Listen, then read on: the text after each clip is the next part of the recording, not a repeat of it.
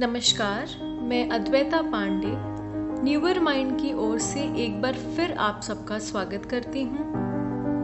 पिछले पॉडकास्ट में हमने ऑटिज्म स्पेक्ट्रम डिसऑर्डर, उसके प्रमुख लक्षण, कारण, प्रकार, निदान और उससे जुड़े हुए रिस्क फैक्टर्स के बारे में चर्चा की थी।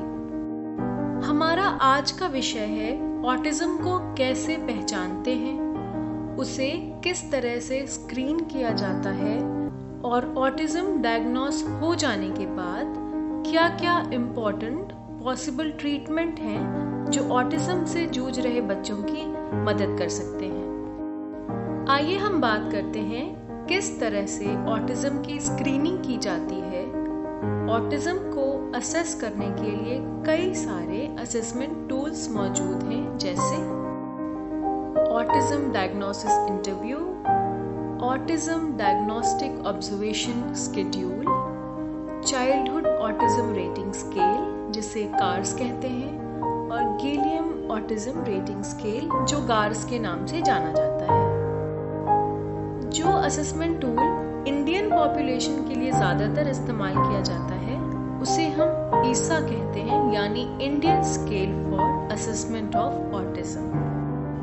ईसा एक 40 आइटम स्केल है जो 3 वर्ष से लेकर 20 वर्ष की आयु के लोगों पर किया जा सकता है, और ये 6 अलग अलग डायमेंशंस पर ऑटिज्म की सिवियरिटी को 5 पॉइंट स्केल पर एसेस करता है।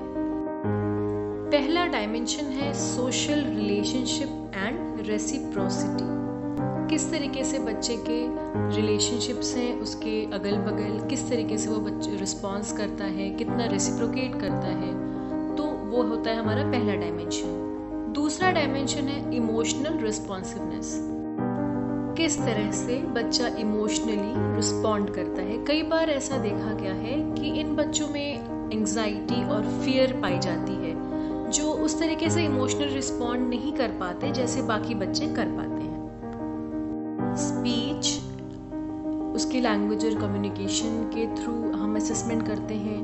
हमारा जो चौथा डायमेंशन है वो है बिहेवियरल पैटर्न। किस तरीके से बच्चा एक स्टीरियोटाइप या रिपीटेटिव बिहेवियर में बार बार एंगेज हो रहा है। पांचवा डायमेंशन उसके सेंसरी एस्पेक्ट को एसेस करता है, और जो हमारा लास्ट डायमेंशन है कॉग्निटिव कंपोनेंट, जैसे कि कई बार बच्चे में बच्चा छोटी छोटी चीज़ों को भूल जाता है, वो उसका कंसंट्रेशन जो है वो एक ज़्यादा लंबे समय तक किसी चीज़ पे नहीं बना होता। इन 6 डायमेंशंस के अलावा जो हमें 3 महत्वपूर्ण बातें याद रखनी है वो है इंटेंसिटी, कितना सीवियर वो बिहेवियर है, कितना इंटेंस वो बिहेवियर है। ड्यूरेशन, बच्चा दिन में कितने मिनट और कितने घंटे तक वो बिहेवियर जारी रखता है। और जो तीसरा है वो है फ्रीक्वेंसी, यानी दिन में कितनी बार वो बिहेवियर बच्चा करता है। ईसा का मिनिमम स्कोर होता है 40 और मैक्सिमम स्कोर होता है 200। अब हम बात करेंगे कि क्या क्या कैटेगरीज हैं जिसे हम ऑटिज्म की सिवियरिटी का पता लगा सकते हैं। यदि बच्चा 70 से कम स्कोर करता है तो उसे हम नॉर्मल कैटेगरी में डालेंगे। यदि स्कोर 70 से 106 के बीच में आता है तो उसे माइल्ड ऑटिज्म की कैटेगरी में डाला जाता है। स्कोर यदि 107 से 153 के बीच आता है तो उसे मॉडरेट कैटेगरी में डालते हैं, और यदि स्कोर 153 से ज़्यादा आता है तो वो सीवियर ऑटिज्म की कैटेगरी में डाला जाता है। और यदि आपका बच्चे का स्कोर 70 भी आ रहा है, इसका मतलब है कि 40% डिसेबिलिटी में बच्चा कैटेगराइज किया जा सकता है। जब बच्चा ऑटिज्म की कैटेगरी में आ जाता है तो हम क्या ट्रीटमेंट्स उसे दे सकते हैं, उस बारे में अब हम चर्चा करेंगे। कई बार पेरेंट्स को ये एक्सेप्ट करने में काफ़ी परेशानी होती है कि उनका बच्चा ऑटिज्म की बीमारी से जूझ रहा है। ऐसे में पेरेंट्स कई बार सेकंड ओपिनियन लेना प्रेफर करते हैं, और कई बार डॉक्टर शॉपिंग जैसी टेंडेंसीज को बढ़ते हुए भी देखा जा सकता है।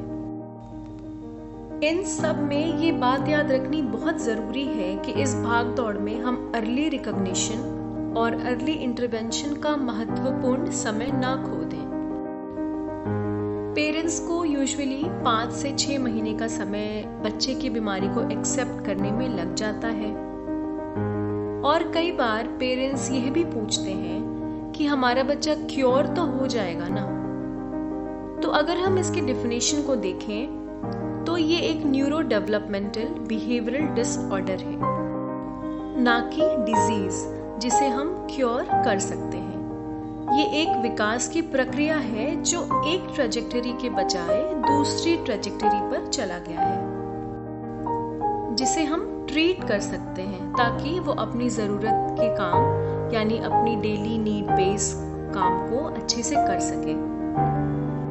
हम बात करें अगर ऑटिज्म से जुड़े हुए थेरेपीज़ की, तो कम्प्रहेंसिव थेरेपीज़ हैं जैसे कि एविडेंस बेस्ड फोकस्ड थेरेपीज़, यानी वैसी थेरेपीज़ जो बहुत सारे शोध और एक्सपेरिमेंट्स और एविडेंसेस के बाद जो है वो ऑटिज्म के बच्चों के लिए मददगार साबित हुई हैं। और साथ ही साथ कॉम्प्लीमेंट्री थेरेपीज़ जो है वो केस स्टडीज़ पे डिपेंड होती हैं। जो केसेस आए और उनके ऊपर जैसी भी थेरेपीज़ लगाई गई वो जो है वो कॉम्प्लीमेंट्री थेरेपीज़ में आती हैं। अब हम बात करेंगे पहली थेरेपी जो ज़्यादातर ऑटिज्म से जूझ रहे बच्चों के लिए मददगार है, उसे हम कहते हैं अप्लाइड बिहेवियर एनालिसिस।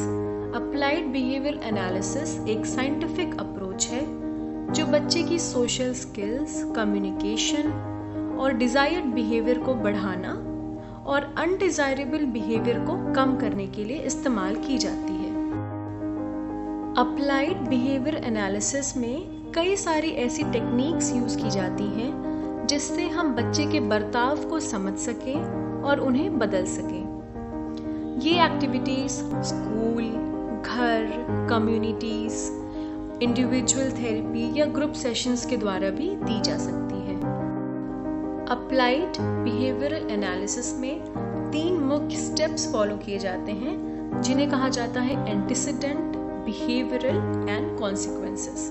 एंटीसीडेंट जिस समय यह बिहेवियर हुआ, बिहेवियर जो बर्ताव बच्चे ने किया, और कॉन्सिक्वेंसेस इस बर्ताव का क्या कॉन्सिक्वेंस हुआ या इस बर्ताव का क्या रिजल्ट आया। ABA की ट्रेनिंग एक ABA psychologist BCBA certified professional के द्वारा की जाती है। इसके दौरान हम प्राइमरी केयर गिवर या तो माता पिता दोनों से बात करते हैं और इन दोनों की सहमति और उनके मदद से ABA का जो प्रोसेस है वो आगे बढ़ता है। इसके लिए पेरेंट्स को प्रॉपर साइको एजुकेट करना बहुत ज़रूरी है। पेरेंट्स को उनके बच्चों में जो भी सुधार लाने वाले बिहेवियर्स हैं या जो भी इसके प्रोसेस हैं, जो भी प्रक्रिया ABA के दौरान जो है इस्तेमाल की जाएगी, उन सारी चीज़ों को साइको एजुकेट करना बहुत ज़रूरी है। तो इसके लिए बच्चों के पेरेंट्स से उन बिहेवियर की लिस्ट बनवाई जाती है जिस पे काम करना है, उन बिहेवियर की लिस्ट जिन्हें बढ़ाना है और उन बिहेवियर की लिस्ट जिन्हें हमें कम करना है। ABA में पॉजिटिव रीइंफोर्समेंट, नेगेटिव रीइंफोर्समेंट का इस्तेमाल किया जाता है। जिस बिहेवियर को आपको बढ़ाना है उसके लिए हम पॉजिटिव रीइंफोर्समेंट देते हैं और जिस बिहेवियर को आपको कम करना है उसके लिए नेगेटिव रीइंफोर्समेंट्स दिए जाते हैं। ABA का प्रोसेस समय ले सकता है। ये 6 महीने से लेकर 1 साल तक का प्रोसेस हो सकता है।